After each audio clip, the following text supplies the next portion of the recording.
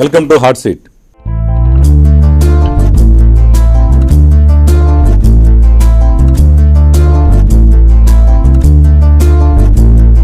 కొత్తపల్లి గీత గత 2014 సార్వత్రిక ఎన్నికలకు ముందు ఎవ్వరికీ తెలియని పేరు.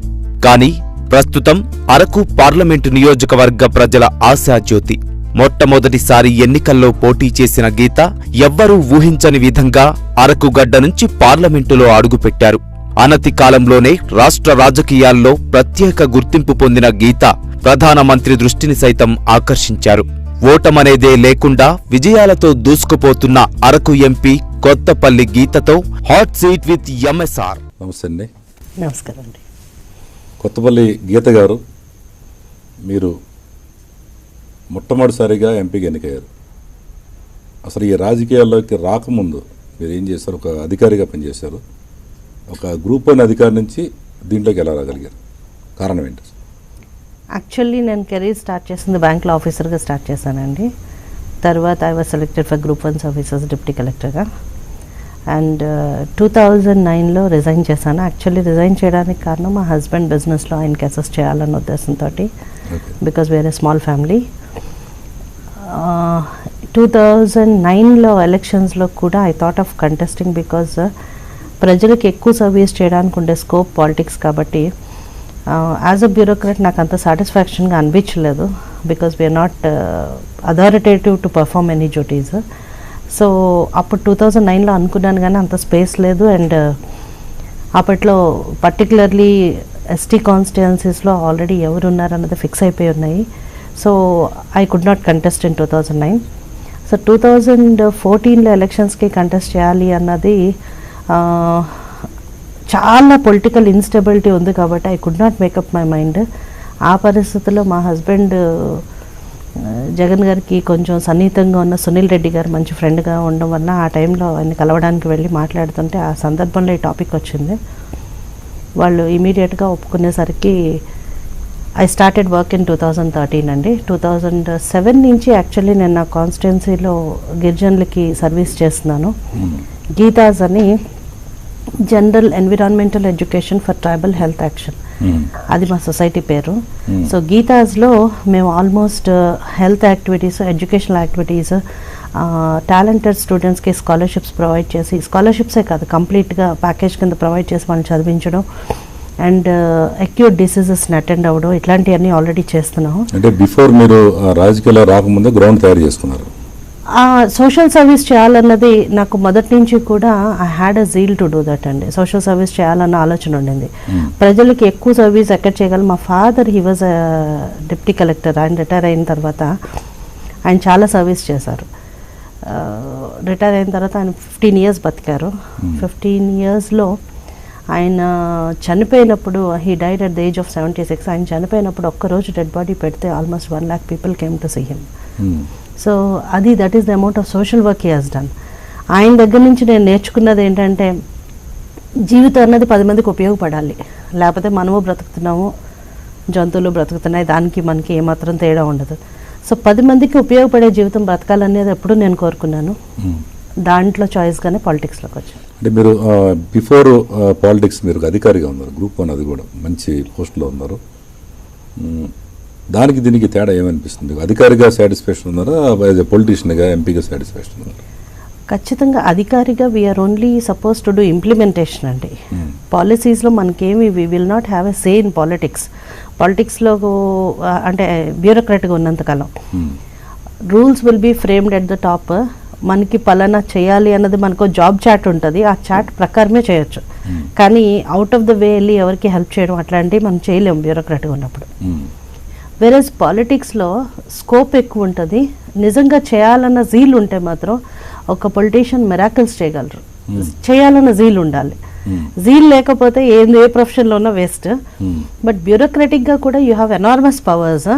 బట్ 10 మందికి ఉపయోగపడే జీవితం బ్రతకడానికి political life is the best life and because you are the lawmaker. ఎవరికి సొసైటీలో ఏం కావాలి అన్నది కరెక్ట్గా మనం కానీ తెలుసుకోగలిగితే దానికి సంబంధించి ఎనాక్ట్మెంట్ తీసుకురావడానికి కానీ, ఒక లా చేయడానికి కానీ, మనం సెంటర్ నుంచి ఫండ్స్ తెచ్చుకోవడానికి కానీ, ఏ విధంగా అన్నా కూడా 10 మందికి ఉపయోగపడే జీవితం డెఫినెట్గా డెమోక్రటిక్ గవర్నమెంట్లో పొలిటీషియన్కి ఎక్కువ స్కోప్. ఓకే, అయితే మీరు ఈ ఆలోచన వచ్చిన తర్వాత సోషల్ యాక్టివిటీస్ మొదలుపెట్టారు. అక్కడి నుంచి మీరు పాలిటిక్స్లో అడుగుపెట్టిన తర్వాత రకరకాల పార్టీలు ఉన్నాయి, తెలుగుదేశం లేదంటే కాంగ్రెస్, జగన్ ఇవన్నీ. మరి మీరు కేవలం వైఎస్ఆర్ పార్టీని ఎందుకు ఎంచుకున్నారు? కారణం ఏంటి? రీజన్ ఏంటంటే అండి, ఒకటి వైఎస్ఆర్ గారు ప్రజా మనిషిగా పేరు పొందారు. రాజశేఖర రెడ్డి గారు ప్రజలకి సంక్షేమ కార్యక్రమాలు కానీ ప్రజలకి యాక్చువల్లీ వెల్ఫేర్ యాక్టివిటీస్లో ఆయన చాలా యాక్టివ్ రోల్ పార్టిసిపేట్ చేశారు. పర్టికులర్లీ ప్రతి పేదవాడు ఆయన ఒక దేవుడిగా కొలిచారు. సో అదే ఎజెండాతో వైఎస్ఆర్సీపీ వెళ్తుంది అన్న ఒక నమ్మకంతో వైఎస్ఆర్సీపీ చూస్ చేసుకోవడం జరిగింది. అండ్ సెకండ్ థింగ్ ఏంటంటే, as it was a new party, కొత్త పార్టీ అవడం వల్ల ఒక స్కోప్, పర్ఫార్మెన్స్కి ఒక స్కోప్ ఇస్తారు. ఒక విమెన్గా నాకు ఒక గౌరవం అన్నది దక్కుతుంది, ఒక సాటిస్ఫాక్షన్ తోటి వర్క్ చేయగలను అన్న ఒక కాన్ఫిడెన్స్ తోటి నేను వైఎస్ఆర్సీపీలో జాయిన్ అవ్వడం జరిగింది. ఓకే, జాయిన్ అయిన తర్వాత మీ మీద పోటీ చేసిన అభ్యర్థి ఉన్నారు తెలుగుదేశంలో, అప్పుడు వాళ్ళ మీద మీరు విజయం సాధించారు. అంటే ఇప్పుడు పర్సనల్గా మిమ్మల్ని చూసి జనాలు ఓట్లు వేసారా, పార్టీని చూసి ఓటేసారా? డెఫినెట్గా 100% ఏ ఒక్కటి ప్రాధాన్యత, ఏ ఒక్క దాంతో గెలిచే పరిస్థితి లేదండి ఈ రోజుల్లో. ఏంటంటే డెమోక్రసీలో ప్రజలు ఎవరు అందుబాటులో ఉంటారు అన్నది కూడా చూసుకుంటారు. సో పార్టీది 40% ఉంటుంది, పర్టికులర్ పర్సన్ది ఒక 40% ఉంటుంది, 20% వేవ్ అన్నది ఒకటి ఉంటుంది. ఈ మూడు కలిస్తేనే యాక్చువల్లీ మనకి సక్సెస్ వస్తుంది. ఎన్నికల్లో గెలిచిన తర్వాత బిఫోర్ మీరు అనేక అనుకుంటారు, ఒక బ్యూరోక్రాట్గా ఉన్నప్పుడు నేను చేయలేని పనులన్నీ చేయొచ్చు అని. నిజంగా మీరు ఏమైనా చేయగలిగారా? 100% చేయగలిగానని చెప్పాలండి. ఈ 2 yearsలో మీరు దాదాపు 2 సంవత్సరాలు అవుతుంది ఇప్పుడు, ఎంత పర్సెంటేజ్ చేయగలిగారు మీరు అనుకున్నది, మీరు చెప్పింది? యాక్చువల్లీ చెప్పాలంటేనండి, నా కాన్స్టిట్యున్సీ వైజ్ చెప్పాలంటే నా చేతుల్లో ఉన్నంత వరకు, అంటే నేను ఎక్కడైతే ఫండ్స్, ఫర్ ఎగ్జాంపుల్ చాలా చోట్ల రోడ్ కనెక్టివిటీ లేదు, అట్లాంటిది రోడ్ కనెక్టివిటీ కోసం ఎన్ఆర్ఈజిఎస్లో వర్క్స్ ఉన్నాయి, శాంక్షన్ అవుతున్నాయి. కానీ హార్డ్ రాక్ సాయిల్ వలన అక్కడ లేబర్ కాంపోనెంట్ ఎక్కువ ఉండడం వల్ల వాళ్ళు చేయలేకపోతున్నారు. సో కొన్ని సంవత్సరాలుగా ఎన్ఆర్ఈజిఎస్ వర్క్స్ వస్తున్నాయి కానీ ఇంప్లిమెంట్ అవ్వట్లేదు. సో నేను వెళ్ళి రూరల్ డెవలప్మెంట్ మినిస్టర్ గారిని కలిసి ఇది పరిస్థితి అని చెప్పినప్పుడు, పంజాబ్లో ఆల్రెడీ అక్కడ హార్డ్ రాక్ సాయిల్కి మిషనరీ కాంపోనెంట్ అలౌ చేశారు. సో అది ఎగ్జాంపుల్గా తీసుకుని అట్లాగే మాకు కూడా అరకు వరకు పర్మిషన్ ఇవ్వమని చెప్పి అడిగినప్పుడు ఆయన చాలా పాజిటివ్గా రెస్పాండ్ అయ్యి పర్మిషన్ ఇచ్చారు. దానివల్ల ఆల్మోస్ట్ 2000 crores వర్క్స్ ఓపెన్ అయినాయి. అండ్ వర్క్స్ అన్నీ జరుగుతున్నాయి ఇప్పుడు, చాలా వరకు రోడ్ కనెక్టివిటీ సాధించుకోగలిగాం. అట్లాగే కాకుండా హెల్త్ పరంగా చెప్పాలంటే అంబులెన్సెస్ ఆల్మోస్ట్ నేను ఇప్పుడు 15 అంబులెన్సెస్ వరకు ఇచ్చాను. రూరల్ ఏరియాస్లోంచి జనాలు బయటికి తీసుకొచ్చి హాస్పిటల్స్లో మొబిలైజ్ చేయడం. అండ్ ఎడ్యుకేషనల్గా నేను ఎప్పుడు వెళ్ళినా సరే వెల్ఫేర్ హాస్టల్స్ని చెక్ చేస్తూ ఉంటాను. అలాగే 4 పీఓలు ఐఏఎస్ ఆఫీసర్స్ ఉన్నారు. ఆఫీసర్స్ కూడా డైనమిక్గా మనం బట్టి వాళ్ళు కూడా ఉంటారని నా నమ్మకం. మనం పర్సనల్ విషయాలు అడిగితే వాళ్ళు పర్సనల్గానే ఉంటారు. అదే కాన్స్టిట్యున్సీకి సంబంధించి డెవలప్మెంట్ విషయం మాట్లాడుతున్నప్పుడు they will also give lot of respect as an officer. So వాళ్ళు కూడా డైనమిక్గా ఉండు. నేను ఎప్పుడైతే వెళ్ళి చెక్ చేస్తున్నానో వాళ్ళు కూడా ఎవ్రీ నైట్ ఒక ఆఫీసర్ వెళ్ళి అక్కడ పడుకునేటట్టు ఒక్కొక్క హాస్టల్స్లో నైట్ స్టే చేయడం, వాళ్ళకి అంటే రెట్టింపు చేయడం, పర్యవేక్షణ రెట్టింపు చేయడం, విజిలెన్స్ రెట్టింపు చేయడం. అదే కాకుండా అరకుకి ఎప్పటి నుంచో యాక్చువల్లీ ఒక ట్రైన్, గ్లాస్ ట్రైన్ ఉంటే అక్కడ టూరిజం డెవలప్ అవుతుంది అనుకున్నాం. ఆ గ్లాస్ ట్రైన్ కోసం గత 20 సంవత్సరాలుగా అడుగుతున్నారు. అలాంటిది లాస్ట్ ఇయర్లో నేను వెళ్ళి రిక్వెస్ట్ చేసి పిఎం గారి దగ్గరికి వెళ్ళి రిప్రజెంటేషన్ ఇచ్చాను. అలాగే రైల్వే మినిస్టర్ గారి దగ్గరికి వెళ్ళాను. రైల్వే మినిస్టర్ గారు ఇమీడియట్గా రెస్పాండ్ అయ్యి దానికి 5 కోట్లు శాంక్షన్ చేశారు. బోగీలు రెడీ అయిపోతున్నాయి, రేపో మాపో వస్తుంది. అలాగే రైల్వే డిపార్ట్మెంట్లో మేము ఇప్పటి వరకు చాలా డెవలప్మెంట్ సాధించాం. స్టేషన్ మోడర్నైజేషన్ పార్వతీపురం చేస్తున్నాం. గత కొన్ని సంవత్సరాలుగా 20 ఏళ్ళుగా అరకు పార్లమెంటరీ కాన్స్టిట్యున్సీలో జరగని డెవలప్మెంట్ ఈరోజు చూస్తున్నాం. సో ఒక రకంగా నాకు చాలా సంతోషంగా ఉంది. ఫర్ ఎగ్జాంపుల్ చిన్న ఎగ్జాంపుల్ చెప్తాను. మొన్న గురుకులం హాస్టల్ని విజిట్ చేశా, పీటీ చేశా. ఖండం బిల్డింగ్లో పిల్లలు ఏ క్షణాన్ని పడిపోతుందో తెలియని ఒక బిల్డింగ్లో ఉన్నారు. మీడియా వాళ్ళందరూ కూడా మీరు చూడాలి మేడం అని చెప్పి గట్టిగా పట్టుబట్టారు. ఆ రోజు యాక్చువల్లీ నా బర్త్డే అరకులో సెలబ్రేట్ చేసుకుందామని వెళ్ళాను. బట్ స్టిల్ ఎప్పుడు వెళ్ళినా సరే ముందు డ్యూటీ ఫస్ట్ కాబట్టి వెళ్తాను. చూసినప్పుడు ఐ ఫెల్ట్ వెరీ బ్యాడ్. అక్కడి నుంచే కమిషనర్ గారితో మాట్లాడి, అక్కడి నుంచే సెక్రటరీ గారితో మాట్లాడి, అక్కడి నుంచే పీఓ గారితో మాట్లాడి వాళ్ళకి దుప్పట్లు కానీ మినిమం ఎమ్యూనిటీస్ కానీ, అసలు టాయిలెట్స్ లేకపోవడం, 2 కిలోమీటర్ల దూరం కొండ మీదకి వాళ్ళు వెళ్ళి రావడం, ఇవన్నీ చాలా కథలు చూసినాయి. సో వాళ్ళతోటి మాట్లాడి వాళ్ళతోటి ఇమీడియట్గా యాక్షన్ తీసుకోమని చెప్పి మినిస్టర్ గారితో మాట్లాడితే మినిస్టర్ గారు ఇమీడియట్గా కొత్తగా కన్స్ట్రక్ట్ చేసిన వైటీసీ బిల్డింగ్స్ ఒక స్టూడెంట్స్ని షిఫ్ట్ చేయమని చెప్పడం జరిగింది. అదే కాకుండా వెంటనే చేస్తున్నారు. అండ్ ఇప్పుడు 70 lakhs ఆల్రెడీ బిల్డింగ్కి శాంక్షన్ అయింది, టాయిలెట్స్ శాంక్షన్ అయినాయి, అండ్ ఇంకో 3 crores ప్రపోజల్స్ ఆల్రెడీ పెట్టారు. ఈ సెషన్లో అది కూడా సాధించుకుంటాం. గీత గారు, మీరు ఒక అధికారిగా పనిచేస్తారు గతంలో. జనరల్గా ఏంటంటే ఇప్పుడు జయప్రకాష్ నారాయణ గారు కూడా ఐఏఎస్ నుంచి వచ్చాడు. వీళ్ళు పాలిటిక్స్లోకి వచ్చిన తర్వాత సామాన్యులు మీ దగ్గర రావాలంటే భయపడుతుంటారండి, ఎందుకంటే ఒక ఆఫీసర్ దర్పం మీరు చూపిస్తుంటారని. నిజమేనా అది? మీరు కూడా ఆట అయిపోయినా లేదంటే సామాన్యులు కలిసిపోతారా?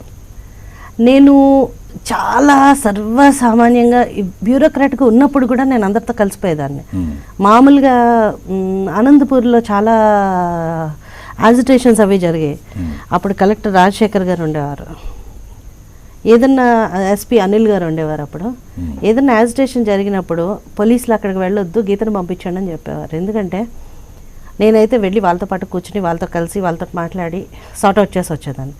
సో ఇప్పుడు కూడా నాకున్న అలవాటు, చిన్నప్పటి నుంచి నాకున్న అలవాటు కూడా మా ఊరు వెళ్ళినప్పుడు అందరూ ఒక చోట కూర్చుని ఉంటే వాళ్ళ దగ్గర ఉండకుండా ఏ పూరిపాకలోకి వెళ్ళినా వాళ్ళ దగ్గర వెళ్ళి కూర్చోవడం, వాళ్ళతో పాటు కూర్చోవడం, వాళ్ళు ఏం వండుకున్నారో తినడం నాకు చిన్నప్పటి నుంచి అలవాటు ఉండింది. సో ఇప్పుడు కూడా చిన్న ఎగ్జాంపుల్ చెప్తాను. రీసెంట్గా వైజాగ్ ఆఫీస్కి వెళ్ళేసరికి ఒకరోజు మొత్తం నేల మీద ఒక 30-40 మంది లేడీస్ కూర్చుని ఉన్నారు రూమ్లోకి. అంటే చైర్స్ వదిలేసి అందరు కింద కూర్చుని పోయారు. ఏంటి ఇంతమంది సడన్గా అని అడిగితే ఆధార్ కార్డు చేయించడానికి 50 రూపాయలు లంచం అడుగుతున్నారట.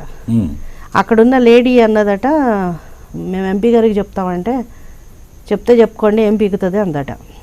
వీళ్ళందరూ పని కట్టుకుని టికెట్ తీసుకుని బస్ టికెట్ తీసుకుని వైజాగ్ వచ్చి మేము ఎంపీ గారిని కలవలేము అన్న ధీమాతోటి అందామే. ఆమెను అక్కడి నుంచి తీయించేయాలి, 50 రూపాయలు లంచం తీసుకుందని చెప్పి అక్కడి నుంచి బస్సులో వీళ్ళందరూ ఇక్కడికి వచ్చారు.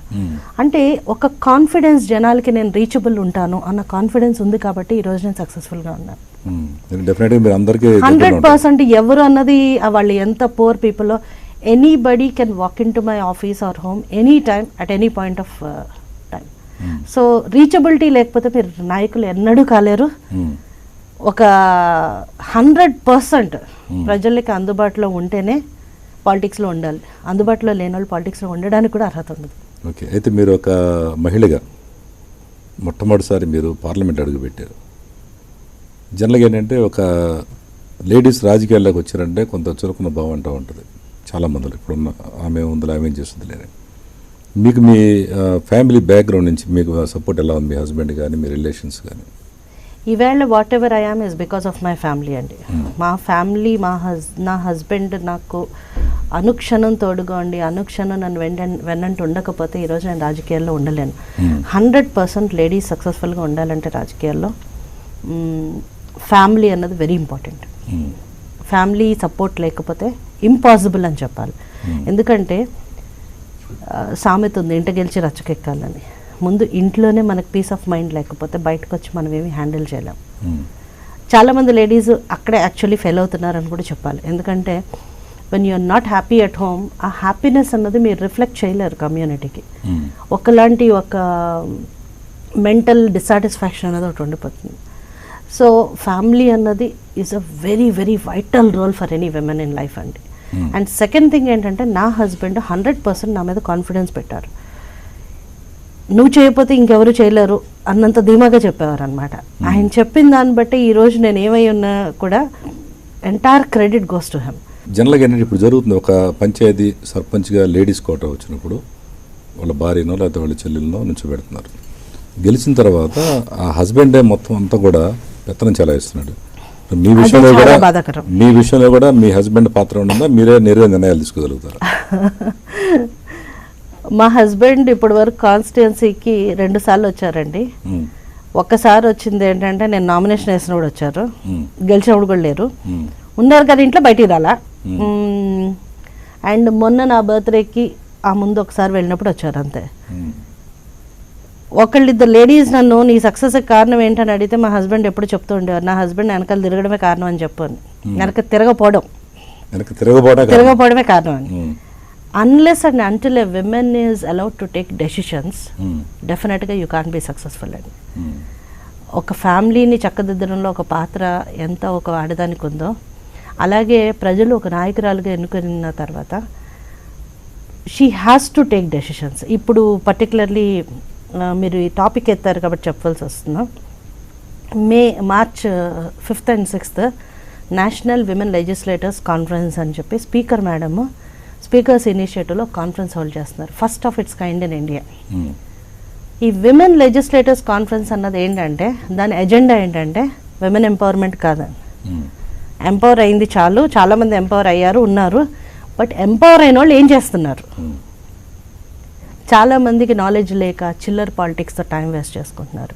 ఒక విమెన్, ఒక మ్యాన్ పొలిటికల్గా ఎదగడం కన్నా ఒక విమెన్ పొలిటికల్ ఎదగడం ఎంతో కష్టం.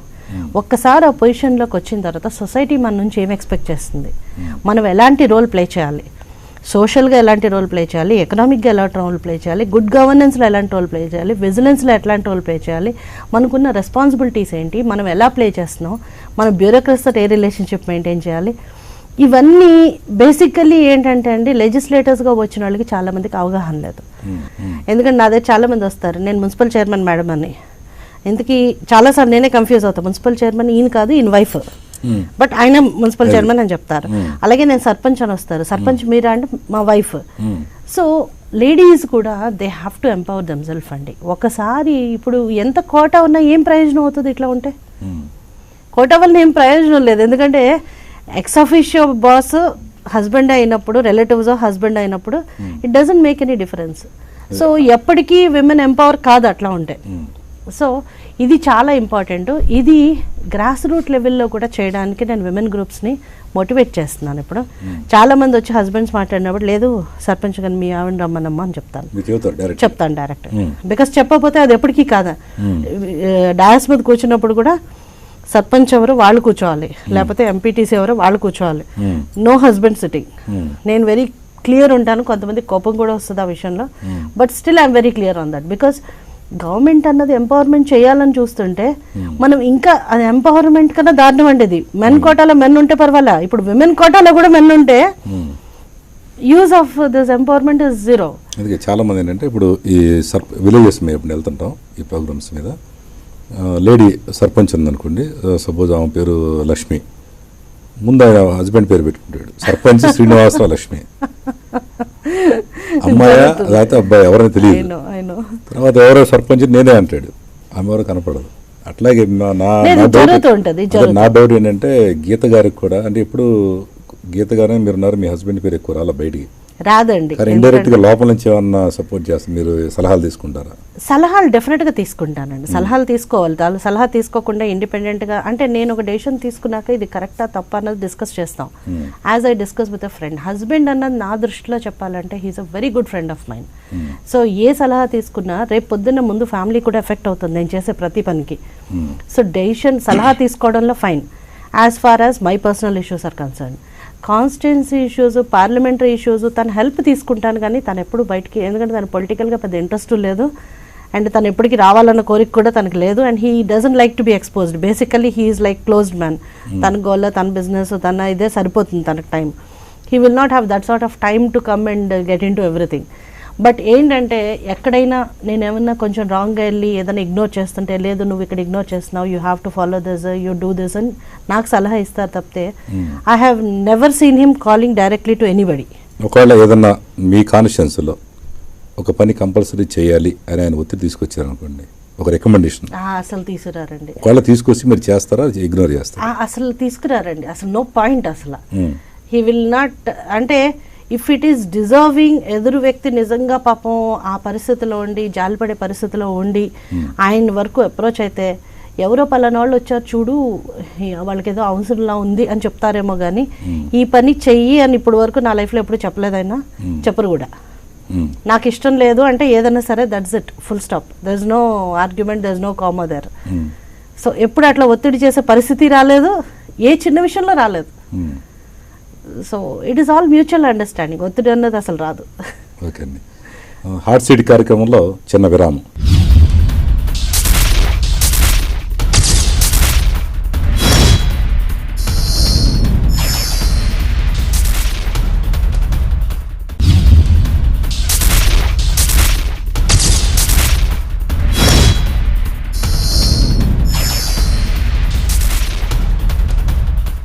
Welcome back to hot seat.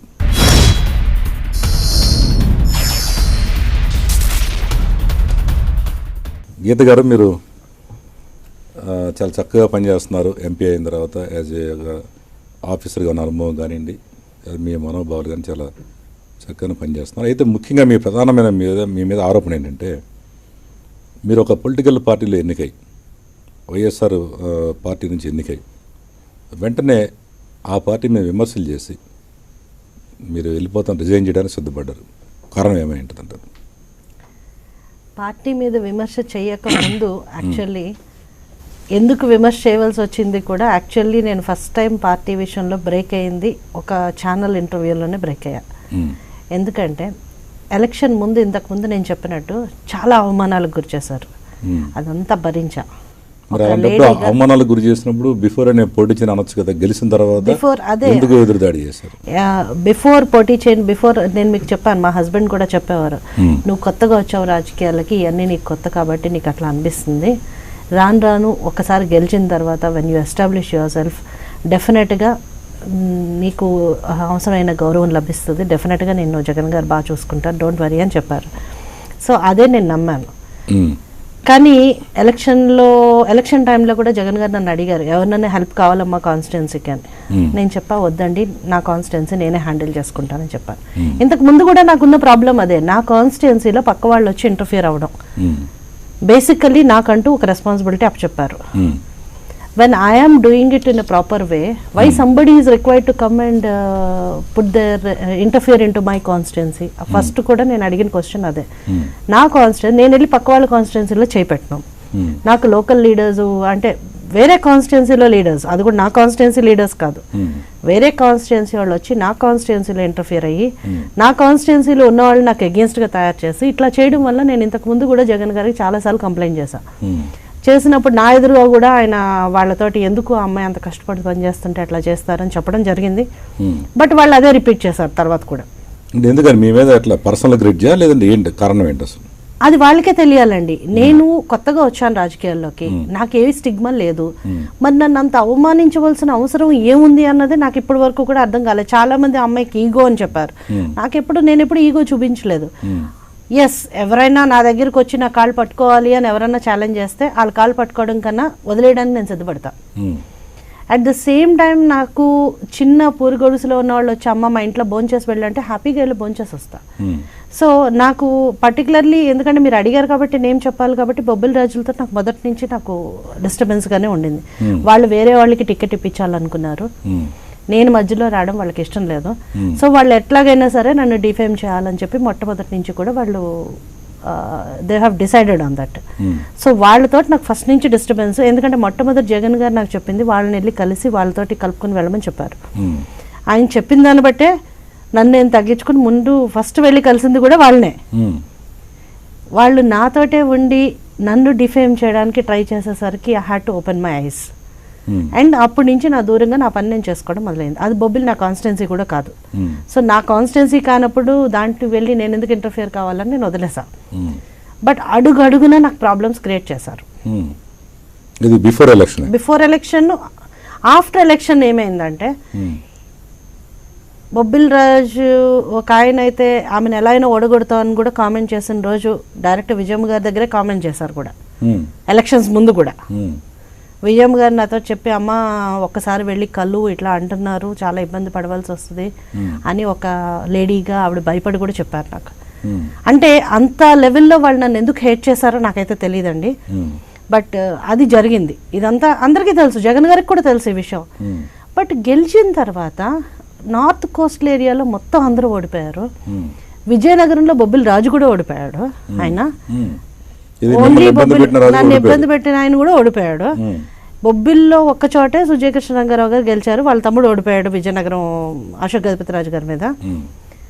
Saluru కాన్స్టిట్యున్సీకి జగన్ గారు ప్రోగ్రాం పెట్టి వాళ్ళు హ్యాండిల్ చేసి వాళ్ళు ఐడెంటిఫై చేసి ఎవరి దగ్గరికి వెళ్ళాలి, ఏం చేయాలి, ఎవరిని పరామర్శించాలి. చెన్నై యాక్సిడెంట్ అయినప్పుడు నా కాన్స్టిట్యున్సీలో నా ఎమ్మెల్యేకి కానీ నాకు కానీ ఎలాంటి ఇన్ఫర్మేషన్ లేకుండా వాళ్ళు హ్యాండిల్ చేయడం నన్ను నిజంగా ఈసారి మాత్రం చాలా అఫెండ్ అవ్వడం జరిగింది. ఎందుకంటే ఒక కాన్స్టిట్యున్సీకి అపోజిషన్ పార్టీ మన పార్టీ హెడ్ వస్తూ నాకు కాకుండా వేరే వాళ్ళు వచ్చి అక్కడ ఇంప్లిమెంట్ చేస్తున్నారంటే అంటే నేను చేతగాని దాని కింద లెక్క. ఇంత కష్టపడి గెలిచిన తర్వాత కూడా నాకు వాల్యూ లేనట్టే లెక్క. జగన్ గారు కూడా అక్కడికి వెళ్ళి నీకేమైనా కష్టం వస్తే రాజుగారు చూసుకుంటారని చెప్తే ఓడిపోయిన రాజుగారే వాల్యూ ఉంటే గెలిచిన నాకు వాల్యూ లేదా, ఆత్మాభిమానం లేదా? ఇంత కష్టపడి ఎలక్షన్స్ ఒక్కదాన్నే లేడీ అయ్యుండి ఏ హెల్ప్ అడగకుండా నేను పార్టీ నుంచి నా అంతటి నేనుగా ఎలక్షన్ చేసుకున్నాను. అట్లాంటిది మినిమం వాల్యూ, మినిమం అట్లీస్ట్ నాకు ఇన్ఫర్మేషన్ లేదు, లాస్ట్లో ఇన్ఫర్మేషన్ లేదు. అది కూడా అరేంజ్మెంట్స్ కోసం ఎవరో నాకు ఫోన్ చేస్తే మా మరిది అసలు మాకు ఇన్ఫర్మేషన్ లేదు, అరేంజ్మెంట్స్ గురించి మాకు చేస్తున్నారు ఏంటని అడిగితే అప్పుడు నేను ఢిల్లీలో ఉంటే రేపు మార్నింగ్ జగన్ గారు వెళ్తున్నారని నైట్ ఇన్ఫర్మేషన్ ఇచ్చారు నాకు పార్లమెంట్ జరుగుతున్న టైంలో. సో ఇట్లాంటిది అట్లీస్ట్ ఎలక్షన్స్ గెలిచిన తర్వాత అన్నా ఇంత కష్టపడ్డాం, minimum we expect some sort of response. అది వదిలేసేయండి. ఆ తర్వాత ఆ ముందే నేను లెటర్ ఇచ్చాను సీఎం గారికి. ఏమనంటే నా కాన్స్టిట్యున్సీ గురించి గత 30 ఏళ్ళుగా కాన్స్టిట్యున్సీ చాలా వెనకబడిపోయి ఉంది, దీని మీద చాలా ఇష్యూస్ ఉన్నాయి కాబట్టి నేను మిమ్మల్ని కలవాలనుకుంటున్నాను అని ఒక లెటర్ ఇచ్చాను. రొటీన్లోనే ఇచ్చాను, అందరూ ఇస్తారు లెటర్స్, అట్లాగే నేను ఇచ్చాను. ఇది జరిగిన తర్వాత 3 డేస్కో 4 డేస్కో సీఎం గారి అపాయింట్మెంట్ ఖరారు అవ్వడం జరిగింది. సీఎం గారిని కలిశాను, కలిసి రిప్రజెంటేషన్ ఇచ్చాను, 9 పేజెస్ రిప్రజెంటేషన్ ఇచ్చాను నా కాన్స్టిట్యున్సీ గురించి. అదే టైంలో మొత్తం అన్ని ఛానల్స్లో సీఎం గారిని కలిసారు కాబట్టి పార్టీ మారిపోతే ఆ ముందు నేను ఇది మాట్లాడడం పార్టీ మారిపోతున్నారని చెప్పడం జరిగింది. చెప్పినప్పుడు ఆల్ ఛానల్స్ మార్నింగ్ లేసేసరికి ఇంటి దగ్గర ఉంటే నేను అందరికీ క్లియర్గా రిప్రజెంటేషన్ కాపీ ఇచ్చి నేను ఏ పార్టీ మారట్లేదు, నేను వెళ్ళింది దీనికోసం వెళ్ళాను, నాకు ఆలోచన కూడా లేదని వెరీ క్లియర్గా చెప్పడం జరిగింది. అన్ని ఛానల్స్ ఊరుకున్నాయి కానీ సాక్షి మాత్రం నాకు మినిస్ట్రీ ఇచ్చేస్తున్నారు. ఎందుకు ఇస్తారండి మినిస్ట్రీ? అది నేను ప్రివిలేజ్ కమిటీలో కూడా కంప్లైంట్ పెట్టడం జరిగింది. సాక్షి వైఎస్ఆర్సీపీ ఓన్ ఛానల్ అయ్యుండి నా మీద ఎలిగేషన్స్ చేస్తూ అప్పటి వరకు గుర్తు రాలేదు. అప్పటి వరకు ఏంటి ఎస్టీ కాదు కొత్తగా, మరి ఎస్టీ కాకపోతే పార్టీ అధ్యక్షుడు ఎందుకు టికెట్ ఇచ్చారు అంటే అప్పుడు తెలియలేదా? రకరకాల ఎలిగేషన్స్ చేస్తూ చాలా బ్యాడ్గా ఒక 1 hour ప్రోగ్రామ్ వేశారు ఇదే సాక్షిలో. మరి పార్టీ ఛానల్ అయిన సాక్షి నా మీద ప్రోగ్రామ్ వేస్తే నేను ఎవరితో చెప్పుకోవాలి? రెండోది. మూడోది, చంద్రబాబు నాయుడు గారిని కలిసి వచ్చిన తర్వాత కొంతమంది నెట్లో అసభ్యకరమైన పిక్చర్స్ పోస్ట్ చేస్తూ ఎవరు పిలిచినా వెళ్తావా, ఇది ఓన్లీ పవర్లో ఉన్న వాళ్ళకి ఆఫరా, చాలా చెడుగా చంద్రబాబు నాయుడు గారు నా ఫొటోస్ వేసి అశ్లీలమైన కామెంట్లు, షకీలా పిక్చర్స్ వేసి ఇట్లాంటివన్నీ రాశారు.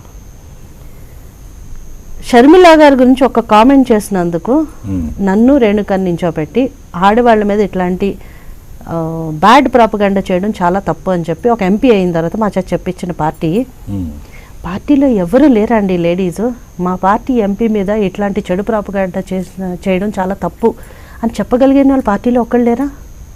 అంటే మీరే చేయించాలని అనుకోవాలా నేను? సో ఎవరు పార్టీలో అసలు మాట్లాడి అయ్యో ఇట్లాంటిది జరగడం తప్పు అని చెప్పిన వాళ్ళే లేనప్పుడు ఇంకా పార్టీ ఒక తల్లి లాంటిది ఒక బిడ్డ మీద అంత చెడు దుష్ప్రచారం చేసినప్పుడు, అంత అశ్లీలమైన పిక్చర్స్ వేసినప్పుడు ఒక పార్టీలో ఉన్న ఒక ఎంపీ లేడీగా ఇదేనా నాకు ఇచ్చిన రెస్పెక్ట్? అంటే మీరు ఎప్పుడైనా జగన్ గారి పర్సనల్గా కలిసి ఇదంతా ఏమండి? జగన్ గారు చిన్నపిల్లవాడు, ఆయన పార్టీ రన్ చేస్తున్నారండి, పార్టీ అధ్యక్షులు అండి ఆయన. ఇది ఎన్నోసార్లు నేను మాట్లాడడం జరిగింది. ఆ రోజు కూడా అందరూ వచ్చినప్పుడు జగన్ గారు నాకు ఒక అన్నలాగా నన్ను ఆదరించారు. ఇవన్నీ ఆయన అర్థం చేసుకుంటారని అనుకుంటున్నాను. నేను ఆయనకి లెటర్ రాశాను, క్లియర్గా లెటర్ రాశాను, నాకు ఇది పరిస్థితి అని క్లియర్గా లెటర్ రాశాను. ఏ రోజు నన్ను పార్టీ నుంచి అయ్యో ఇట్లా జరిగిందే అన్న ఒక్కటి కాదు సరికదా. రోజు పొద్దున్న లేసిన నుంచి ఒక ఎమ్మెల్యేని రెచ్చగొడతారు, ఆ ఎమ్మెల్యే మాట్లాడుతుంది, ఏమోనండి నాకేం తెలుసు ఆమె ఎందుకు పెట్టుకుందో, ఆమె ఏమి మాట్లాడాలనుకుంటుందో, ఎందుకు మాట్లాడాలనుకుంటుందో. ఆ అమ్మాయికి ఎంత హెల్ప్ చేశానో నేను అందరికీ తెలుసు, నేను చెప్పుకోవట్లేదు, కాన్స్టిట్యున్సీలో అందరికీ తెలుసు. ఈ రోజు నేను ఒక శత్రువులా చూసి రోజు పొద్దున్న లేచిన నుంచి నా మీద ఎందుకు కామెంట్ చేస్తుందో ఆమెకే తెలియాలి, భగవంతుడు తెలియాలి. ఇంతకు మించి నేను చెప్పలేను కూడా. అంత శత్రుత్వం ఏర్పడే అంత సీన్ ఏమి అసలు అట్లాంటి పొజిషన్ ఏమీ లేదు. కానీ పొద్దున్న లేచిన దగ్గర నుంచి కామెంట్స్ చేయడం అంటే పార్టీ ఒక తల్లి లాంటిది కాబట్టి పార్టీలో ఎవరి గురించి మాట్లాడాలన్నా పార్టీ అధికారికంగా వాళ్ళు డిసైడ్ చేస్తే తప్పితే ఒకళ్ళు మాట్లాడకూడదు. పార్టీ అధ్యక్షుని కామెంట్ చేస్తుందామని నాకు అర్థం కాదు, పార్టీ పాలసీని కామెంట్ చేస్తుందో అర్థం కాదు, నన్ను కామెంట్ చేస్తుందో అర్థం కాదు, అసలు ఆమె ఏం మాట్లాడుతుందో నాకైతే అర్థం కాదు. దాన్ని అందరూ సమర్థిస్తున్నారా, సమర్థించట్లేదా, దానికి అగైన్ స్టేట్మెంట్ ఇస్తారా, ఫర్ స్టేట్మెంట్ ఇస్తారా, ఎవరి ఇష్టం వాళ్ళు, ఎవరి స్టేట్మెంట్ వాళ్ళు ఇచ్చేస్తారు. కాసేపు నేను బాక్సైట్ కోసం తెలుగుదేశంలో జాయిన్ అయిపోయాను అంటారు. బాక్సైట్ గురించి ఎవరైనా ఒకళ్ళు ఉద్యమం చేశారా? ఇక్కడ ప్రజలను రెచ్చగొట్టడమే తప్పితే అధికారికంగా వచ్చి ఒక్క రిప్రజెంటేషన్ ప్రెసిడెంట్ ఆఫ్ ఇండియాకి కానీ ప్రైమ్ మినిస్టర్కి కానీ ఎందుకు ఇవ్వలేదు? ఒక మైనింగ్ మినిస్టర్కి ఇచ్చారా, ప్రెసిడెంట్ ఆఫ్ ఇండియాకి ఇచ్చారా, ప్రైమ్ మినిస్టర్కి ఇచ్చారా? అక్కడ మైనింగ్ మినిస్టర్కి ఇచ్చి 377 రేస్ చేసి ఆన్సర్ తెప్పించుకొని ఈరోజు ఎంఓయూలన్నీ క్యాన్సిల్ చేసి ఏ బాక్సైట్ జరగట్లేదు కాన్స్టిట్యున్సీలో. ఇవన్నీ చేసిన వదిలేసి కేవలం ప్రజలను రెచ్చగొడుతూ సాంప్రదాయ ఆయుధాలతో తలనరుకుతాం. ఒక లెజిస్లేటర్ వాళ్ళ డ్యూటీ ఏంటో తెలియకపోవడం వల్ల జరిగే మిస్టేక్స్ ఇవన్నీ. మనం ఏం చేయాలి ప్రజలకి అన్నది ఆలోచించడం మానేసి కేవలం రాజకీయం, ఈ రాజకీయం నాకు నచ్చలేదు, ఫ్రాంక్లీ స్పీకింగ్. ఇప్పుడు జనరల్గా ఏంటంటే అపోజిషన్ పార్టీ వాళ్ళు మిమ్మల్ని ఇబ్బంది పెడుతుంటారు. ఆ పార్టీలో మీరు ఒక ఎంపీగా ఉన్నా మిమ్మల్ని ఎందుకు వదులుకుంటాడు జగన్? అంటే మీలో లోపం ఉండొచ్చు కదా. నాలో లోపం ఉంటే నేను ఎప్పుడైనా సర్దు చేసుకోవడానికి రెడీగా ఉన్నానండి. కానీ నా మీద అసభ్యకరమైన కామెంట్స్ వచ్చినప్పుడు పార్టీ నుంచి ఎవరు రెస్పాండ్ అవ్వకపోవడం అంటే మీ తల్లి మీ చెల్లి లాంటిదాన్ని కాదా? నేను గౌరవప్రదమైన బతకట్లేదా?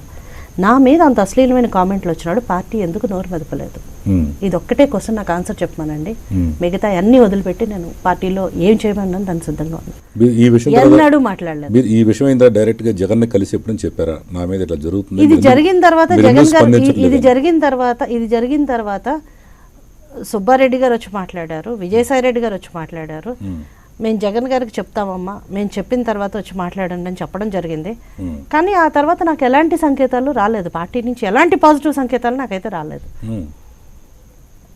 ఉంటే ఉంటుంది పోతే పోయింది అన్న ఫీలింగ్లో ఉన్నారేమో నాకైతే తెలీదు. బట్ నాకంటే ఎలాంటి పాజిటివ్ సంకేతాలు పార్టీ నుంచి, అయ్యో పార్టీ నుంచి దూరం అవ్వద్దని చెప్పిన వాళ్ళు లేరు, ఎందుకు పార్టీ నుంచి దూరంగా ఉండాలని చెప్పిన వాళ్ళు లేరు. సో ఫైనల్లీ నేను ఏ పార్టీలో జాయిన్ అవ్వకపోయినా కూడా ఈరోజు నా అంతటి నేను కేవలం కాన్స్టిట్యున్సీ కోసం ప్రజలు ఓట్లు వేశారు.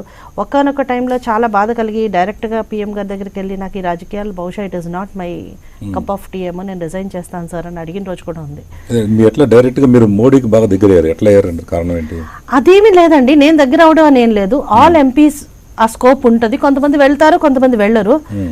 ఆల్ ఎంపీస్ పార్లమెంట్ జరుగుతున్న టైంలో వెళ్ళి పలానా ఇష్యూ ఉంది మాట్లాడాలి అని మనం కానీ అక్కడ రిక్వెస్ట్ పెడితే వాళ్ళు పిలుస్తారు. పిఎం గారికి చెప్పి పిఎం గారు ఓకే అంటే పిలుస్తారు. సో ఈ పరిస్థితి అంతా ఎదుర్కొంటున్న టైంలో నేను పిఎం గారిని కలవడానికి వెళ్ళడం జరిగింది. పిఎం గారు ఇమీడియట్గా విత్ ఇన్ 1 hour రిక్వెస్ట్ పెట్టిన 1 hourలో పిలవడం జరిగింది. ఇట్లా నాకు చాలా ఎమోషనల్ అయ్యి ఆల్మోస్ట్ లైక్ కళ్ళల్లో నీళ్ళు కూడా పెట్టుకున్నాను ఆ రోజు. నా వల్ల కాదు సార్, కంట్రీ మంచి పొలిటీషియన్స్ ఉన్నారు, మీరున్నారు, చాలు, నేను రిజైన్ చేద్దాం అనుకుంటున్నానని చెప్పాను. చాలా మనసుక్షోభకు గురైన ఆ టైంలో. బట్ మోడీ గారు, ప్రజలు నీ మీద పెట్టుకున్న విశ్వాసాన్ని నువ్వు వమ్ము చేయడం అవుతుంది, అది అట్లాంటి పని చేయకు, government will, you're an MP, ఈరోజు గవర్నమెంట్ సపోర్ట్ చేస్తుంది నీకు, don't worry, you just work, పాలిటిక్స్కి దూరంగా ఉండి నువ్వు వర్క్ చేయమ్మా, మంచిగా వర్క్ చేయ, అంత బాగుంటుందని చెప్పారు. ఆయన ఏ రోజైతే అది చెప్పారో ఆల్మోస్ట్ అట్లాగా 4-5 సార్లు కలవడం జరిగింది. ప్రతిసారి నేను ఏ ఇష్యూస్ అయితే పట్టుకుని వెళ్తానో, ఇష్యూ వైజ్డ్ వెళ్తాను, పర్సనల్గా వెళ్ళను, ఇష్యూ వైజ్డ్ వెళ్తాను. కాబట్టి ఆయన డెఫినెట్గా సపోర్ట్ చేస్తున్నారు. సో ఈరోజు ఆ సపోర్ట్ లేకుండా ఉండుంటే ఈరోజు నేను బహుశా రాజకీయాల్లో ఉండకపోదునేమో ఒక్కొక్క మూమెంట్లో అనిపిస్తూ ఉంటుంది. ఎందుకంటే ఎవరొకళ్ళు కనీసం వెన్ను తట్టి మేము ఉన్నామని చెప్పేవాళ్ళు లేకపోతే ఒక లేడీగా చాలా ఇబ్బందులు గురవుతాం. అట్లాంటిది పార్లమెంట్ వర్క్ మీద కాన్సన్ట్రేట్ చేయడం జరిగింది. రాజకీయాలకు దూరంగా ఉండడం వలన ఒక రకంగా చెప్పాలంటే వర్క్ మీద ఎక్కువ కాన్సన్ట్రేషన్ చేయడం జరిగింది, అనవసరమైన ఇష్యూస్లో కాకుండా. ఈరోజు 97% అటెండెన్స్ ఉంది. 4 రోజులు మిస్ అయ్యాను నేను పార్లమెంట్ లాస్ట్ ఇయర్, ఈ 2 yearsలో. అందులో ఒకరోజు హై టెంపరేచర్ ఉండమని వెళ్ళలేదు, మిగతా 3 రోజులు ప్యారిస్లో నాకు క్లైమేట్ చేంజ్ కాన్ఫరెన్స్, అది కూడా గవర్నమెంటల్ మీటింగ్, అది అటెండ్ అవ్వడానికి మిస్ అవ్వడం జరిగింది. పార్లమెంట్ ఒక్కరోజు కూడా మిస్ కాలేదు. ఈరోజు ఆంధ్రప్రదేశ్లో టాప్ పొజిషన్లో ఉన్నాను. Number of questions asked 327 questions అడగడం జరిగింది. అది కూడా వైఎస్ఆర్సీపీ ఛాన్స్ ఇవ్వకపోయినా డిస్కషన్స్లో 0 అవర్లో 377లో క్వశ్చన్స్లో అందరి మీద హైయర్ పొజిషన్లో ఉన్నాను. అంటే మీకు ఎంత అవకాశం ఇస్తున్నారంటే మీరు డెఫినెట్ గా ఎవరు అవకాశం ఇవ్వలేదు, నేను తీసుకున్నాను. అది ఇండివిజువల్గా నేను తీసుకున్నాను. అది పార్టీ వైజ్ ఇచ్చిన అవకాశం కాదు. పార్టీ వైజ్ ఎలాగ నాకు అవకాశం రాదు. పార్టీ వైజ్ అవకాశం రాదు కాబట్టి ఒక స్కోప్ ఉందండి పార్లమెంట్లో. అంటే దిస్ ఈజ్ ఆల్ బేసికలీ ఇంట్రెస్ట్లో తెలుసుకోవాల్సిన విషయాలు తప్పితే ఇవి పార్లమెంట్కి వెళ్ళకపోతే తెలియవు కూడా. ఒక డిస్కషన్లో పార్టిసిపేట్ చేయాలంటే, ఒక బిల్ మీద డిస్కషన్లో పార్టిసిపేట్ చేయాలంటే మీకు పార్టీ టైం ఇస్తే కానీ డిస్కషన్లో పార్టిసిపేట్ చేయడానికి లేదు. కానీ there is one scoop. Speaker గారు అనౌన్స్మెంట్ ఇస్తారు. ఎవరన్నా ఈ టైం ఎక్కువ లేక మీకు టైం ఇవ్వలేకపోతే, బీజేపీలో కూడా ఎక్కువ మంది ఉన్నారు కాబట్టి వాళ్ళకి టైం ఇవ్వలేకపోతే they can lay on the table of the house. మనం మొత్తం ప్రింట్అవుట్ చేసి మన పేరు, డీటెయిల్స్, డివిజన్ నెంబర్ అన్నీ రాసి ఇఫ్ ఈ లేట్ ఒక ½ అన్ అవర్ మాత్రం టైం ఇస్తారు. అది ఆ టైంలో మనం పార్లమెంట్లో ఉంటేనే ఆ డిస్కషన్కి వేయగలం. సో అది ఇఫ్ ఈ late on the house it is considered to be discussed. మీరు ఆ టైం ఉపయోగించుకున్నారు బాగా. ఆ టైంని ఉపయోగించుకుంటా. ఎప్పుడు రెడీగా పెట్టుకుంటాను, ఎప్పుడు అనౌన్స్ చేస్తే అప్పుడు వెళ్ళి ఇమీడియట్గా లే డౌన్ చేస్తాను. ఇప్పుడు ఇంత మంచి నాలెడ్జ్ ఉండి, ఇంత మంచి డేర్గా ఒక ఎస్టీకి సంబంధించిన మీరు ఒక మహిళ, ఎందుకంటారు జగన్ కావాలని ఆయన దూరం చేసుకున్నాడా, లేదా ఆయనకి అవగాహన రాహిత్యమా, లేదా పక్కన? నేను జగన్ గారి గురించి కామెంట్ చేయనండి, ఎందుకంటే రీజన్ చెప్తాను. జగన్ గారు నాతోటి ఎప్పుడు కూడా నాతోటి ఎప్పుడు నాకే డిఫరెన్స్ రాలేదు. ఈ చుట్టూ ఉన్న వాళ్ళ వలన వచ్చిన డిఫరెన్సే తప్పితే ఇది నాకు ఆయనతో పర్సనల్గా ఏ రోజు ఆర్గ్యుమెంట్ లేదు. ఏ రోజు నన్ను ఎప్పుడు ఏం అనలేదు. నన్ను ఎప్పుడు తల్లి అమ్మ అనే పిలుస్తారు. నన్ను ఎప్పుడు ఒక రకంగా చెప్పాలంటే ఆయన నన్ను ఎప్పుడు ఇన్సల్ట్ చేసింది కానీ ఆయన నన్ను ఎప్పుడు ఒక మాట అన్నది కానీ లేదు. కానీ పార్టీలో సీన్ అవ్వాలంటే ఒక వ్యక్తి ఒక్కళ్ళే ముఖ్యం కాదండి, ఎన్విరాన్మెంట్ కూడా కావాలి. సరైన ఎన్విరాన్మెంట్ లేకపోతే ఇమడలేము. ఇప్పుడు ఒక అమ్మాయి రూట్ తోటి వెళ్ళి ఒక అత్తారింట్లో అడ్జస్ట్ అవ్వాలనుకోండి, హస్బెండ్ ఒక్కడే మంచిదైతే సరిపోదు, కుటుంబం మంచిది అయి ఉండాలి. సో నాకు అనుక్షణం పార్టీ నుంచి ఎదురయ్యే అవమానాలను భరించలేక నేను పార్టీకి దూరంగా ఉన్నాను తప్పితే నాకు ఎవరి మీద కోపం లేదు. అట్లా అని నేను ఎవరి మీద కామెంట్ చేయవలసిన అవసరం కూడా లేదు. నేను పడ్డ అవమానాలకి నేను డిసైడ్ అయింది ఏంటంటే అవమానం భరించడం కన్నా దూరంగా ఉందాం అనుకున్నాను. సో దూరంగా ఉన్నాను అంతే. సో జగన్ గారి మీద ఆయన అవగాహన రాహిత్యం అని కూడా నేను అనలేను. ఏమో ఆయనకి చెప్పేవాళ్ళు ఏమన్నా అట్లాగే చెప్తున్నారేమో, నాకైతే అది ఐడియా లేదు. So I don't want to comment on that. End of the day పార్లమెంట్లో ఇప్పుడు మీ వైసీపీ సభ్యులు ఉన్నారు చాలా మంది, వాళ్ళు ఎప్పుడన్నా వచ్చి మీతో మాట్లాడటం, ఎందుకమ్మా ఇట్లా నువ్వు కూడా ఇట్లా రావచ్చు? నాతో రేణుక బాగానే ఉంటుందండి, మిగతా వాళ్ళు ఎవరు నాతో పెద్దగా మాట్లాడరు. అంటే ఆమె కూడా మీలాగానే మనస్తాపం గురిందని నిజమేనా? అది ఆమెనే అడగాలి. ఏమీ లేదండి అట్లాగా. నేను పార్లమెంట్లో అందరితోటి బాగుంటాను. ఫ్రాంక్లీ స్పీకింగ్ చెప్పాలంటే మన స్టేట్ ఎంపీసే కాదు, ఆల్ ఓవర్ ఇండియా ఉన్న ఎంపీస్ అందరితో నేను బాగుంటాను. నాకు సుప్రియా సూలే మంచి ఫ్రెండ్, పూనం మహాజన్ మంచి ఫ్రెండ్, అఖిలేష్ యాదవ్ వైఫ్ డింపుల్ మంచి ఫ్రెండ్. వీళ్ళందరూ we keep meeting. Anupriya Patil అని యూపీలో ఉంది, she has our own party. అమ్మాయి మంచి ఫ్రెండ్. తమిళనాడు ఎంపీస్లో సత్యమామ వాళ్ళు మంచి friends. So I'm friendly, basically నా nature I'm friendly with everybody. So Jagan ఎందుకు మిమ్మల్ని దూరం పెట్టాడు అంతే కదా. మీరు ఐఎమ్ ఫ్రెండ్లీ విత్ ఎవ్రీబడి. కొత్తగా రాజకీయాల్లోకి వచ్చి ఫస్ట్ టైం ఎంపీ అయ్యి ఇండియా లెవెల్ ఎంతమంది ఫ్రెండ్స్ ఉంటే ఎవరు చూస్తే ఎవరుకుంటారు చెప్పండి. అదే ఇప్పుడు ఆన్సర్ వచ్చేసింది ఇప్పుడు. అయితే అండి ముఖ్యంగా ఇప్పుడు వైఎస్ఆర్ పార్టీ నుంచి చాలా మంది వెళ్ళిపోతున్నారని మొన్న న్యూస్ వచ్చింది. ఎందుకని అసలు వీళ్ళందరూ మీలాగా మనస్తాపం చెందారా, లేదంటే చంద్రబాబు నాయుడు? ఎవరు I don't believe in attracting anybody అండి. ఎవరు పర్సనల్ లైఫ్ వాళ్ళది. ఈ చిన్నపిల్లలు కాదు కదండి ఎవరు బిస్కెట్లు ఇస్తే వెళ్ళిపోవడానికి. ఇట్స్ లైక్ చాక్లెట్లు బిస్కెట్లు ఇస్తే లేదా అట్రాక్ట్ చేశారు వెళ్ళిపోయా, అదేం లేదండి. If they are not happy somewhere, finally ఎవరు అంటే ఎవరు థింకింగ్ వాళ్ళకు ఉండొచ్చు. నేను పార్టీకి దూరంగా ఉన్నాను, నాకున్న రీజన్స్ నాకు ఉండొచ్చు, నాకున్న రీజన్స్ వాళ్ళకు ఉండకపోవచ్చు, వాళ్ళకి వేరే రీజన్ ఉండొచ్చు. అంటే మీరంటే సరే ఎక్కడో మన అక్కడి నుంచి వచ్చారు, నార్త్ మన అక్కడి నుంచి వచ్చారు, ఈస్ట్ నుంచి, మన వైజాగ్ ఆ ఏరియా నుంచి ఇటు వచ్చేసి దగ్గర రాయలసీమ ప్లస్ వాళ్ళు సేమ్ అదే కుటుంబంతో చాలా మంచి రిలేషన్ ఉంది. శోభా నాగిరెడ్డి గారికి నాకు తెలిసి చాలా మంచి రిలేషన్ ఉంది. మరి ఎందుకని అలాంటి వాళ్ళు కూడా దూరం అవుతున్నారు? కారణం ఏంటి అసలు? మేబీ సిస్టంలోనే ప్రాబ్లం ఉందేమో అండి. ఇట్ నీడ్స్ కరెక్షన్ ఏమో at some point of time. అది పార్టీ అథారిటీస్ దాని మీద కొంచెం ఆత్మపరిశీలన చేసుకోవాల్సిన అవసరం పార్టీకి ఉంది బేసికల్లీ. ఏంటంటే వ్యక్తులు కాదు, వ్యవస్థ ముందుకు వెళ్ళాలంటే 10 మందిని కలుపుకుని వెళ్ళాలి తప్పితే ఇండిపెండెంట్గా ఉన్నవాళ్ళు ఉంటారు, పోయేవాళ్ళు పోతారు అనే యాటిట్యూడ్ ఉంటే ఎవరైనా అదే డెసిషన్ తీసుకుంటారేమో. మీరు ఎప్పుడైతే పార్టీని ధిక్కరించారు, మీరు విమర్శలు చేశారు. నేను పార్టీని ధిక్కరించలేదండి. నేను ఇప్పుడు వరకు మీకున్న బాధలని చెప్పి జనాల దృష్టిలో మీరు జగన్ పార్టీని విభేదించారు, ఒక డైనమిక్గా ఇండిపెండెంట్గా వెళ్తారు మీరే చెప్పారు. ఆ తర్వాత మీకు ఏమైనా బెదిరింపులు వచ్చినాయా? నీ సంగతి చూస్తాం, నువ్వు ఎందుకు ఇట్లా చేస్తావు? వస్తాయి కదండి, నార్మల్లీ వస్తాయి బెదిరింపులు. బట్ నేను ఒక్కటే నమ్ముతానండి, నేను రిలీజన్ నమ్మను కానీ దేవుని నమ్ముతాను. మనకంటూ టైం వచ్చే వెళ్ళిపోయే టైం వస్తే వెయిట్ నాకు కొంచెం పని ఉంది వస్తానంటే ఆగదు, ఎలాగో వస్తుంది, వచ్చేదేదో వస్తుంది. ఆ రోజు వచ్చేలోపు మీనింగ్ఫుల్ లైఫ్ బతికితే బెటర్ అని నా ఉద్దేశం. ఏంటంటే ఎలాగ చావు అన్నది ఏదో రోజు వస్తుంది, ఎవరి చేతుల్లో వస్తుందో కూడా చెప్పలేము. But end of the day how we lived our life worthwhile is more important than how we. అంటే బెదిరిపోయి రోజు నా లైఫ్లో నేను దేనికి భయపడలేదు, భయపడను కూడా. సో సింపుల్, బెదిరింపులు వస్తూ ఉంటాయి, ఫైన్. అది ఎప్పుడైనా మీకు అనిపించిందా ఎందుకు ఈ రాజకీయాల్లోకి వచ్చాను, నాకు ఈ మానసికంగా ఇబ్బంది ఎందుకు? నేను చూసాను, నిన్న కూడా మన తెలుగుదేశం ఎమ్మెల్యే అనితని ఇంటర్వ్యూ చేసాం. ఆమె అయితే 2 రోజులు ఇంటి నుంచి బయటికి రాకుండా టీవీలు ఆఫ్ చేసి ఫోన్ ఆఫ్ చేసి కూర్చుందంట. అంటే ఏంటి, నేను వచ్చాను ఏదో చేద్దామని వచ్చాను, ఏంటి పరిస్థితి అని అట్లా మీకు ఎప్పుడు అనిపించిందా?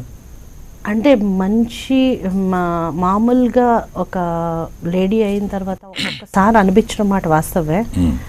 బట్ వ్యవస్థ వదిలేసి వెళ్ళడం అన్నది కరెక్ట్ కాదని నా అభిప్రాయం అండి. ఎందుకంటే good or bad we have come in to the system and ప్రజలు ఒక నమ్మకంతో మనల్ని ఇక్కడ పెట్టారు. మనకున్న పర్సనల్ రీజన్స్ కొన్ని వందలు ఉండొచ్చు, but we have a moral responsibility, obligation towards the society to perform.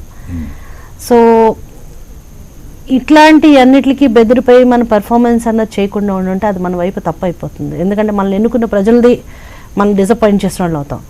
కాబట్టి ఎందుకు వచ్చిన రాజకీయాలు అని అనిపించినా కూడా ఒక్కొక్క టైంలో ఒక్కసారి సిస్టంలోకి వెళ్ళాక దాంతో ముందుకు వెళ్ళడమే నాకు చేతన ఉన్నాను. నాకు అంటే తప్పో రైటో నేను డెసిషన్ తీసుకున్నాక వెనక్కి తిరిగి చూడండి, వెళ్తాను, ముందుకే వెళ్తాను. ఎందుకంటే without that confidence you can't perform anything. And okay, దారిలో ముళ్ళు ఉంటాయి, పూలు ఉంటాయి, you will have to be ready for that. Consequences కోసం భయపడి డెసిషన్ తీసుకుని 1-2 సార్లు వెనక్కి ముందుకు వెళ్ళే రకం కాదు నేను. ఒక్కసారి ముందుకు వెళ్ళాలి అన్న డెసిషన్ తీసుకుంటే I will be ready for the consequences. ఏదేమైనా సరే ముందుకే వెళ్తాను. సో రిగ్రెట్ అయిన సందర్భాలు పెద్దగా లేవు. ఫ్యూచర్లో మిమ్మల్ని బీజేపీ కానీ లేదంటే తెలుగుదేశం కానీ మిమ్మల్ని ఓన్ చేసుకోబోతున్నట్టు కదా, నిజంగా ఏ పార్టీకి వెళ్తున్నారు అసలు మీరు? యాక్చువల్లీ నేను ఇప్పుడు ఏ పార్టీకి వెళ్తానన్న డెసిషన్ నేనేమి తీసుకోలేదు, ఆ ఆలోచన కూడా చేయట్లేదండి, frankly speaking. Let us see what God has in store for me. ఇప్పుడైతే ప్రస్తుతం I'm not inclined in joining anything at any point of time. First I just want to perform my duties as an MP. Because PM అంటే కంట్రీకి PM, CM అంటే స్టేట్కి CM. BJP వాళ్ళకి కాదు, TDP వాళ్ళకి కాదు. అలాగే ఎంపీగా ఒకసారి ఎన్నికైన తర్వాత I'm not confined to a particular party. Government ఒక రెస్పాన్సిబిలిటీ ఉంది, ఒక రెస్పాన్సిబుల్ పొజిషన్లో ప్రజలు పెట్టారు. కాబట్టి let me do what best I can do for my constituency today అండి. తర్వాత what ever is destiny, what ever God decides, అప్పటికి నాకు ఏమనిపిస్తుందో, అప్పటికి మీరు అన్నట్టు ఇంకా చాలే రాజకీయాలు అనిపిస్తుందో, లేదు ఇంకా ముందుకు వెళ్దాం అనిపిస్తుందో. సో లెట్ టైమ్ డిసైడ్ అండి, అన్నిటికీ time is the best answer.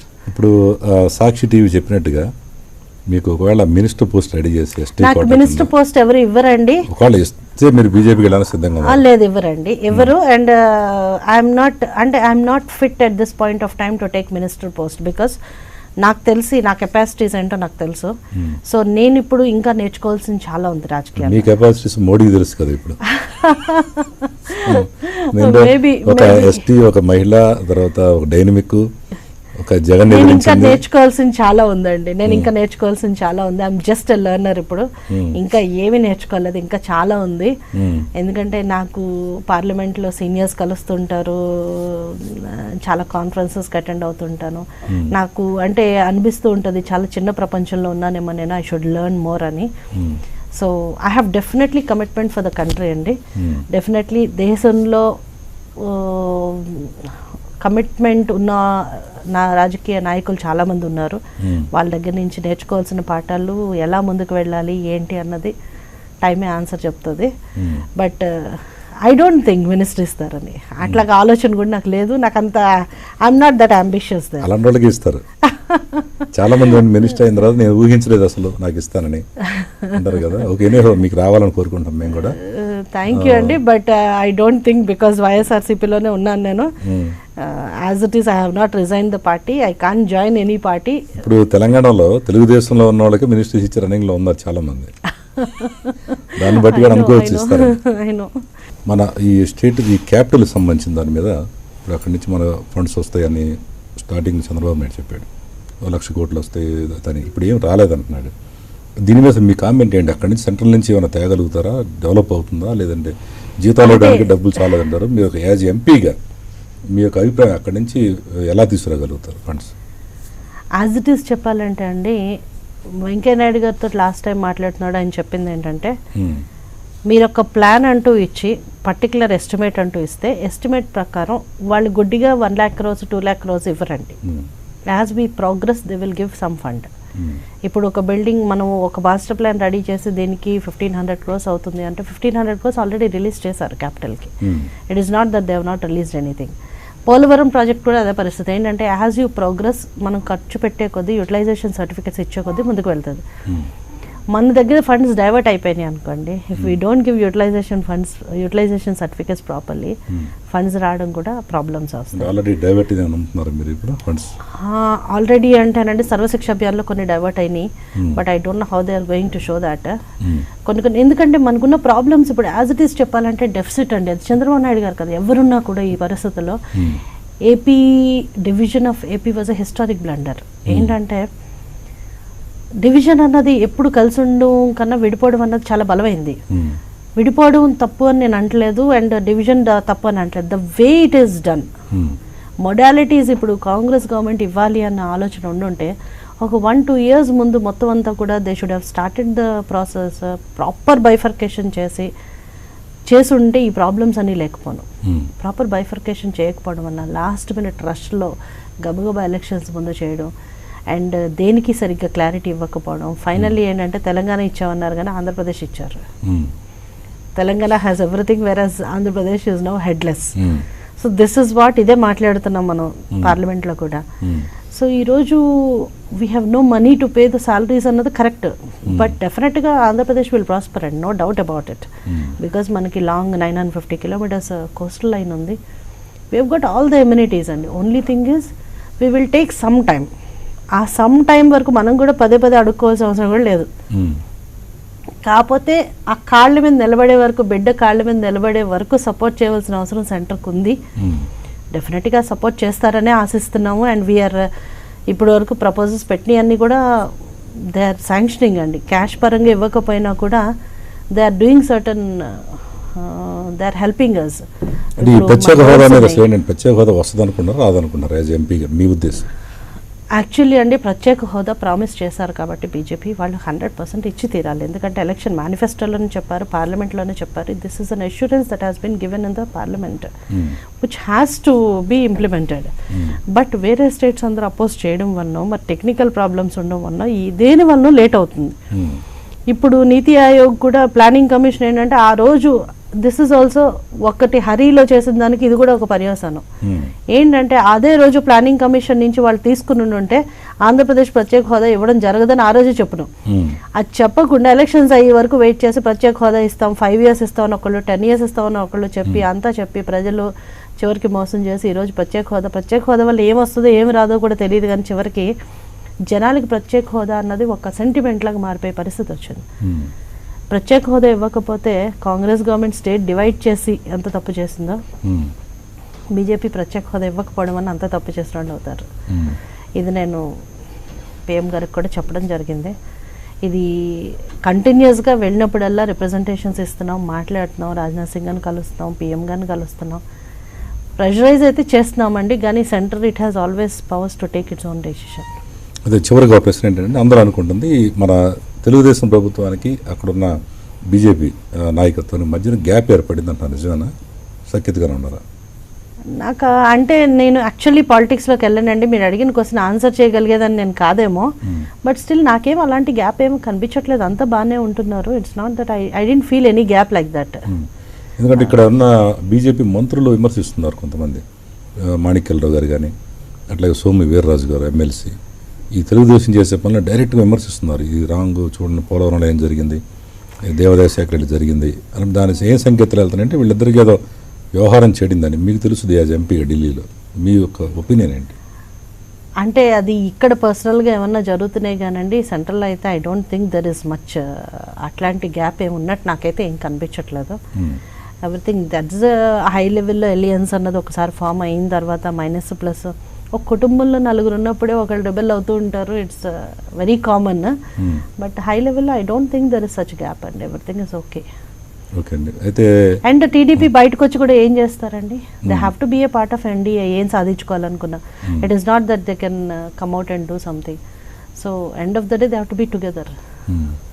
అదే చివరిగా మీ తర్వాత మీ రాజకీయాలు, మీ వారసులుగా ఎవరన్నా మీ అబ్బాయి కానీ మీ అమ్మాయి కానీ దించుతున్నారా మీరు కూడా? ఎనఫ్ అండి, రాజకీయాలు లెగసీలు చాలు. ఎవరు ఇంట్రెస్ట్ ఉంటే వాళ్ళు వస్తారు, అది వేరే కదా. వాళ్ళు వేరేగా వాళ్ళ లైఫ్ వాళ్ళు ఎస్టాబ్లిష్ చేసుకుంటారేమో. But it is time now we end the legacies and real leaders ఎవరున్నారో వాళ్ళని పాలిటిక్స్లోకి మనం తీసుకురావాల్సిన అవసరం ఇప్పుడు ఉందని అని భావిస్తున్నాను నేను. Enough of legacies we have seen. British kingdom నుంచే లెగసీస్ వస్తూనే ఉన్నారు. ఆ రోజు బ్రిటిష్ వాళ్ళు పాలించారు, ఈరోజు కుటుంబాలు పాలిస్తున్నాయి. So enough of this. I think people who are truly ఆ పొలిటికల్ మైండ్ ఉన్నవాళ్ళు, రియల్ వర్క్ చేయాలనుకున్న వాళ్ళు, ఆ ఆస్పిరేషన్ ఉన్నవాళ్ళు రాజకీయాల్లోకి రావాలి. అండ్ కష్టపడి పనిచేసేవాళ్ళు, మీలాంటి వాళ్ళు సో కష్టపడి పనిచేసేవాళ్ళు రాజకీయాల్లోకి రావాలని మనస్ఫూర్తిగా కోరుకుంటున్నాను. ఓకే, నేను చాలా సంతోషం అండి ఈ రోజున హార్ట్ సిటీ కార్యక్రమానికి వచ్చేసినందుకు. మీకు మంచి ఇంకా డెవలప్ అవ్వాలి, మీరు ఇంకా ప్రజలకు సేవ చేయాలని కోరుకుంటున్నాను. థ్యాంక్ యూ అండి. ఇది ఈనాటి హార్ట్ సిటీ కార్యక్రమం. తిరిగి వచ్చే వారం మరొక విశిష్ట వ్యక్తితో కలుద్దాం.